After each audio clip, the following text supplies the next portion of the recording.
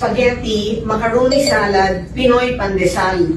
So ang total nito is 428 pesos and 70 centavos. Ito po siya.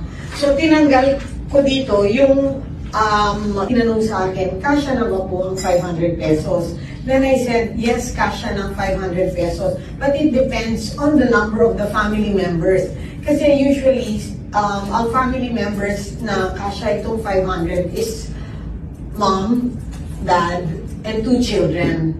So, ngayon, yung ibang family members naman po ay mother and let's say daughter or son, or father and then daughter or son, or can be mother, father, and 1 child. So yun po yung explanation ko dun sa 500 pesos. But again, the Noche Buena celebration or Noche Buena handa will depend on the number of family members or even extended relatives that will be joining the Noche Buena celebration. But when they asked the 500 pesos, this meant that when I explained, this is for, again, mother and father and 2 children.